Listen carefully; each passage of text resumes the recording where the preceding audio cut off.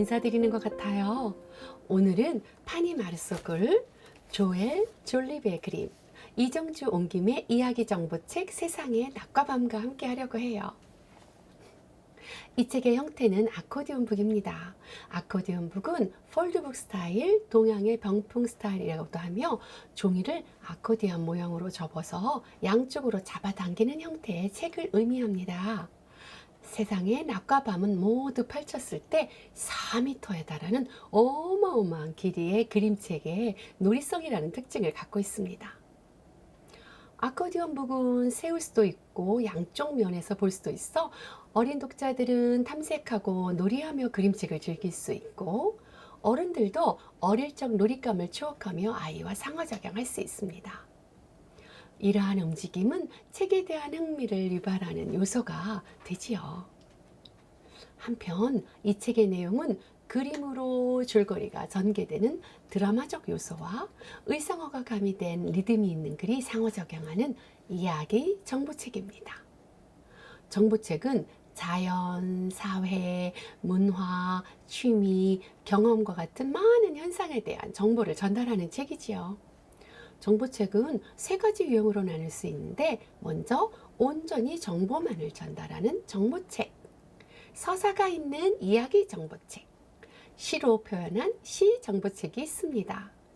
특히 정보책은 아동들에게 다양한 영역의 어휘와 배경 지식, 새로운 발견을 통한 기쁨을 통해 새로운 세계를 탐색하도록 동기부여를 하는 매체이죠. 이로 인해 비판적 읽기와 사고력을 개발할 수 있도록 도와주는 역할도 합니다. 세상의 낮과 밤은 우리 별 지구의 여러 지역에 낮과 밤을 배경으로 동물의 이름과 서식지에 대한 정보가 들어있는 책이지요. 특히 책의 전체 장면이 절묘하게 연결되어 지구 곳곳에 아름답고 경탄할 만한 곳으로 독자들을 안내합니다. 병풍의 앞면은 호수와 바다, 들판과 산, 사막과 남극 등의 낮풍경을 지명과 함께 설명해주고 병풍의 뒷면은 같은 장소의 밤풍경을 보여줍니다. 그림 작가인 조엘 졸리베는 목판화의 특징을 잘 살려 대담하고 단순하게 지구의 아름다운 모습을 담아내 시각적 예술성을 보여주고 있습니다. 목판화의 특징인 조각칼 자국의 터치로 흙과 백의 대비를 선명하게 보여주고 있는 것 같아요. 특히 이렇게 함께 보실까요? 하단에 노란색 띠는 낮 풍경을 넘겨보세요. 그러시면 짙은 파란색 띠는 밤 풍경으로 묘사해 낮과 밤을 구분하고 있습니다. 이런 띠 구성은 중앙에 흑백과 어우러져 아름다운 시각적 이미지를 나타내고 있습니다. 시각 언어를 통해 예술적 감동을 전하고 신선한 이미지로 정보를 전하는 이야기 정보책입니다. 이 책의 두 작가인 파니라 마르소와 조엘 졸리베는 이 세상에서 자라기 위해 온 모든 아이들에게 이 책을 바친다고 말했습니다. 아이들이 살아갈 지구의 아름다운 낮과 밤을 표현하기 위해 많은 시간과 공을 들여 이 책을 작업했을 두 작가의 노력이 여실히 드러나는 작품입니다. 다소 딱딱하게 들릴 수 있는 정보책을 목판화라는 고전적인 판화 기법으로 정보뿐만 아니라 시각적 예술성을 즐길 수 있는 세상의 낮과 밤 속으로 함께 여행을 떠나보시겠어요? 우리가 살고 있는 도시에 어떤 목소리가 나에게 속삭입니다. 함께 지구 여행을 떠나지 않을래? 그렇게 지구의 대탐험은 시작됩니다. 여행, 만남, 자연과 생명의 경이로운 세계로 여러분을 초대합니다. 모든 그림은 이렇게 보듯이 지평선과 수평선 안에서 각 그림이 그 다음 장면의 그림과 완벽하게 이어지며 각기 다른 지역을 하나로 연결시키고 있지요. 마치 다양한 특성을 가진 세계의 여러 지역을 우리의 아름다운 별 지구라는 하나의 공간 안에 있다는 것을 묘사하고 있는 것 같아요. 위대한 자연 공간을 이렇게 겹겹이 쌓인 레이아웃 기법을 통해 숨어있는 동물에 대한 호기심을 갖게 합니다. 또 또한 앞에서도 말씀드린 바와 같이 글과 그림이 동등하게 상호작용하며 지구의 자연에 대한 정보를 예술성과 함께 얻게 됩니다. 지구는 태양계에서 우주를 돌고 있는 커다란 공과 같지요. 약 45억 6,700만 년 전경에 태어난 우리 별 지구는 위성인 달이 있어요. 또한 지구 표면은 약 3분의 2가 물, 나머지 3분의 1이 땅으로 덮여 있고 아시아, 북아메리카, 남아메리카, 남극, 아프리카, 유럽, 오세아니주의 7개 대륙으로 나뉘어져 있어요. 이러한 대륙을 가로지르며 대양과 바다, 숲, 강, 사막, 눈과 얼음이 덮여 있는 산부터 초록빛 초원, 메마른 사막과 강이 흐르는 언저리인 유역으로 구성되어 있습니다. 그럼 본격적으로 신기한 지구 여행을 함께할 책 안으로 들어가 볼까요? 세상의 모든 아름다움을 발견하기 위한 첫 번째 여행지는 인도와 방글라데시 순나르반스 군도에 있는 맹그로브 숲입니다. 세계 여러 지역의 열대나 아열대 해역에 맹그로브 숲이 있습니다. 맹그로브 숲은 다양한 열대 지역의 짠물의 습지에서 서식하는 여러 종류의 나무나 관목이 모여 있는 곳을 말한다고 해요. 맹그로브 숲을 홍수림이나 해표림이라고 부른다고도 합니다. 주로 열대나 아열대의 바닷물에 잠기는 땅에서 호흡뿌리라고 하는 땅 밖으로 튀어나온 뿌리를 발달시키는 식물이 많다고 해요. 아시아의 인도와 방글라데시에 속해 있는 순다르반스는 겐지스강 삼각조에 형성되어 있는 육지와 강으로 이루어진 지역입니다. 순다르반스는 세계에서 맹그로브 숲이 가장 규모가 큰 지역이며 세계 주요 호랑이 서식지 중 하나이고 수생, 포유류, 조류와 파충류를 포함하여 풍부한 동물종의 서식지이기도 합니다. 순다르반스는 벵골어로 아름다운 숲이란 뜻이고 유네스코 세계문화유산으로 지정되었다고 해요. 나무 뿌리가 이리저리 엉켜 있고 잎사귀는 바닷물에 젖어 소금기가 배어 있네요. 가까이 와봐. 무서운 벵골 호랑이가 어흥 하고 모습을 드러냅니다. 호랑이가 맹그로브 나무와 니파야자 사이로 매서운 눈으로 우영을 덜치고 있네요. 목판으로 묘세된 나무 사이로 물총새가 여러 종 보입니다. 우리나라에서도 서식하는 여름새이기도 하지요. 순다르반스 군도는 물총새의 파라다이스라고 불릴 정도로 여러 종이 살고 있다고 해요. 여러분도 그림 속에서 지금 보내드리는 사진과 비슷한 물총새를 찾아보세요. 맹그로브 나무 줄기 위에 붙어있는 말뚝망둥어 보이시나요? 말뚝망둥어도 우리나라의 서해와 남해에서도 볼 수 있답니다. 실제로 나뭇가지를 꽉 잡고 있는 모습이 책에서의 모습과 흡사해 보이죠? 자, 다음으로는 바로 미국의 알래스카 반도의 카트마이 산으로 떠나볼까요? 카트마이 산은 알래스카의 화산으로 성충 화산이며 활화산이라고 해요. 이 산은 1912년에 분화한 기록이 있는데 강렬한 폭발에 의해 화산의 분화구 주변이 붕괴돼서 함몰되었다고 해요.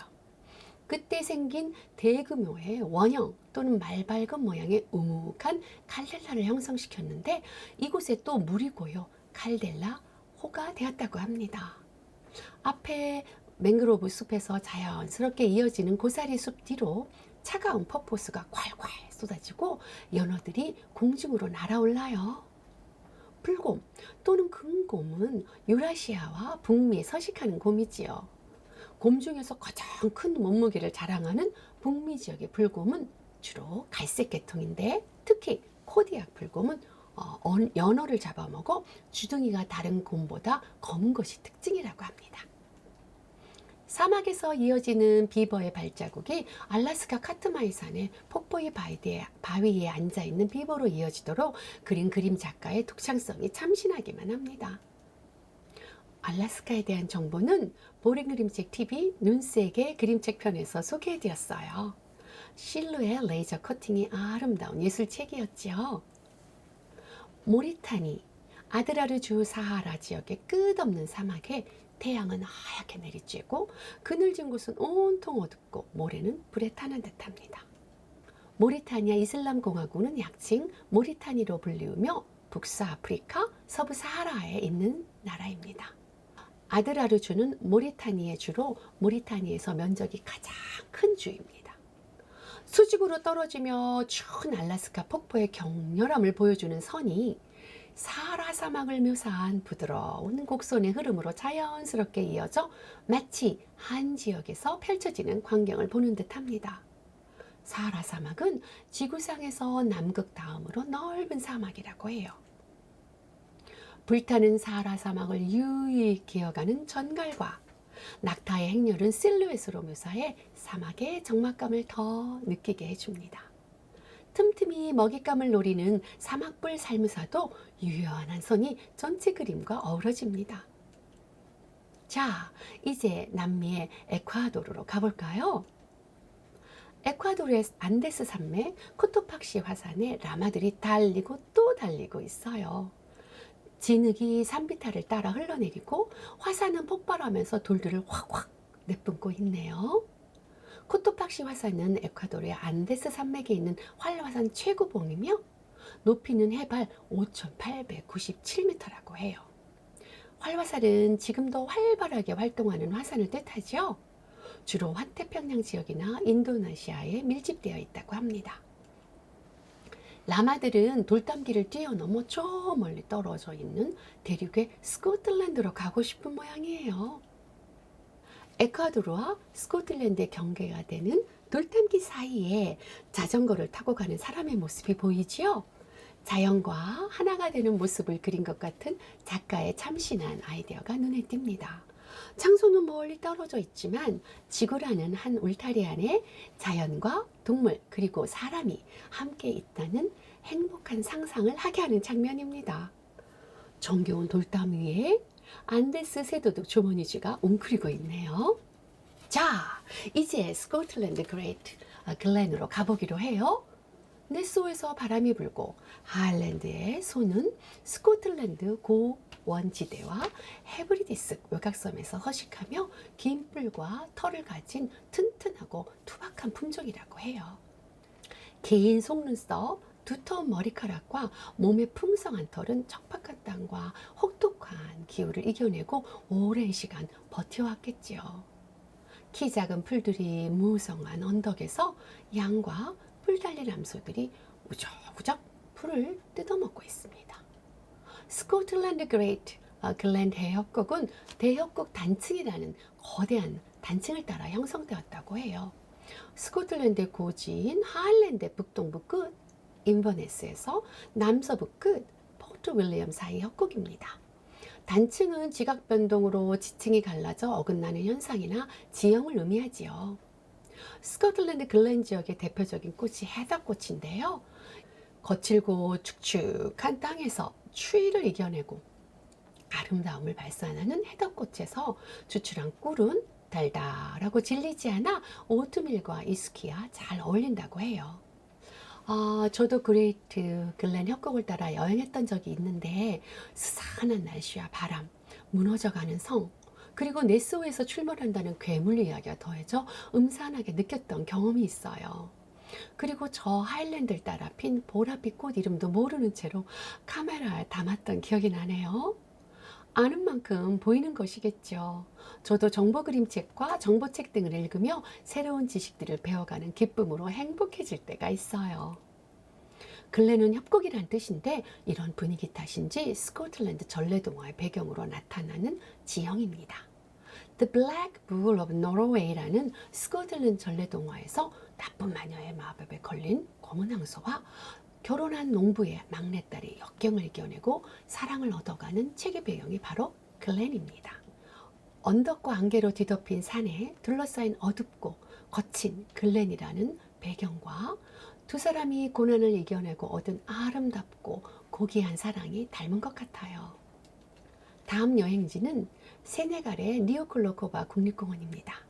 똑같은 회색빛 주름이 있는 바오밥 나무와 코끼리는 드넓은 사바나에서 누가 더 오래 살까요? 제가 보림 그림책 TV에서 소개해드렸던 태양은 가득히 편 꼭 한번 보셨으면 해요. 사바나에서 펼쳐지는 실루엣 레이저 커팅 기법으로 섬세하게 흙과 백의 아름다움을 묘사한 시각적 예술성이 뛰어난 그림책이었죠. 이 책에서는 자연의 생생한 모습을 흙과 백의 목판화로 묘사한 풍경과 비교해가며 보시기 바랍니다. 자, 이제 지구의 최남단 남극으로 가볼까요? 세찬 눈보라가 휘날리고 꽁꽁 얼어붙은 땅에는 펭귄들이 수천 마리씩 살지만 인간은 단 한 명도 태어나지 않았다는 남극입니다. 남극의 약 90%가 얼음으로 덮여 있는 지구에서 가장 추운 지역이죠. 이 지역에서 여러 나라들이 과학 연구와 대륙의 생태 환경을 보존하기 위해 남극 조약을 맺어 활동하고 있죠. 우리나라도 남극의 빨간색 지붕 세종과학기지와 파란색 지붕의 장보고기지에서 많은 분들이 기후변화와 생태 연구, 기상 관측 등에 대한 연구를 진행하고 있지요. 얼음 지붕 빙하를 걷어내면 바로 아름다운 육지가 보이는 모습을 감상해 보시죠.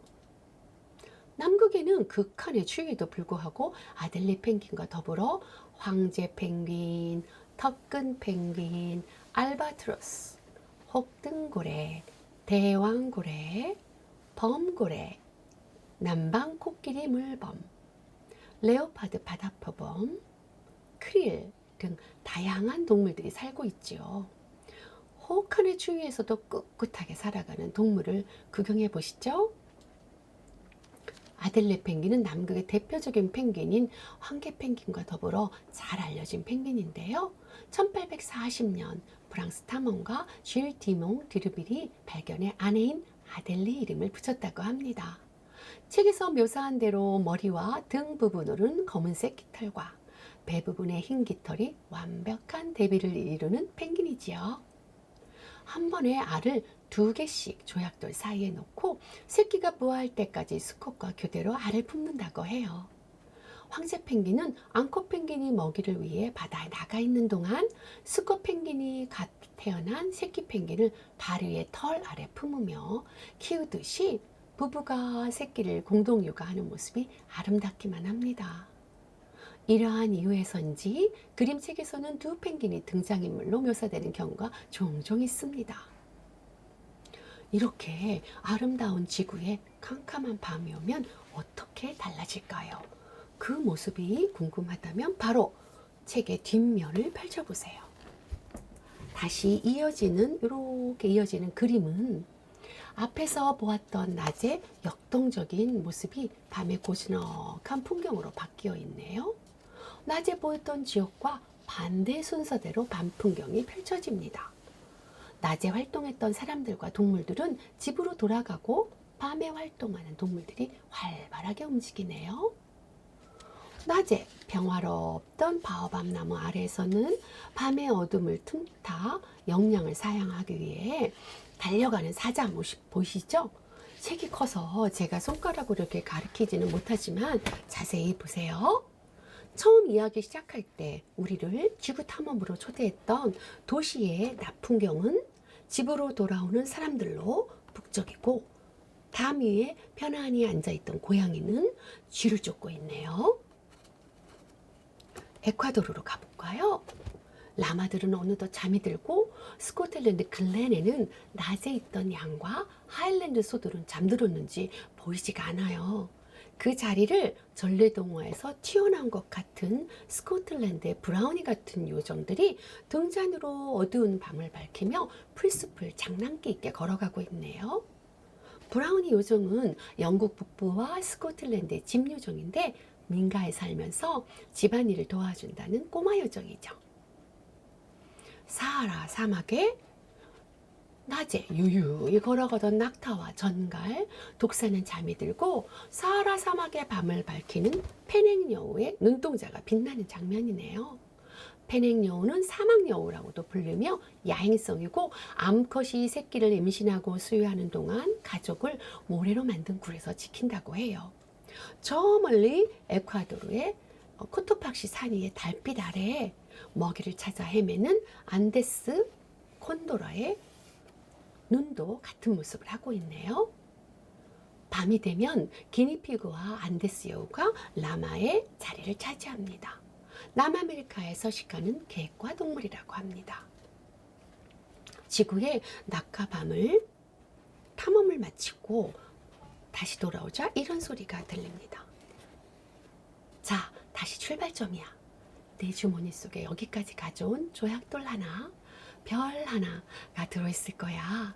캄캄한 밤이 되면 이곳에서는 모두가 꿈꾸는 소리와 심장이 쿵쾅 거리는 소리가 들려 라는 마음의 소리를 들려주는 이 책은 정보책에서 아름다운 이야기로 끝을 맺습니다. 로알드 달이 쓴 BFG라는 책에서 착한 거인 아저씨가 사람들의 악몽을 모아 행복한 꿈으로 바꿔주는 이야기처럼 이 책에 작가가 전해주는 행복이 느껴지는 것 같습니다. 오늘의 이야기 처음 시작할 때 특히 이 세상에서 자라기 위해 온 모든 아이들에게 이 책을 바친다는 조엘 졸리버와 파니 마르소의 작가의 메시지는 큰 울림을 줍니다. 이 글 위에 유유히 유영하는 혹둥골의 행복한 미소는 전 세계 아이들에게 지구의 아름다운 곳과 생물체들에 대한 이야기를 전하고 싶은 작가의 마음을 담고 있는 것 같습니다. 다음에는 서사가 있는 이야기 정보책 세상의 낮과 밤과 연관된 주제의 정보책 3권을 소개해드리려 해요. 어떤 책일까 궁금하시죠? 여러분과 행복한 시간 함께 할수록 열심히 준비할게요. 세상에 또 아름다운 이야기 약속드리며 안녕히 계세요. 고맙습니다.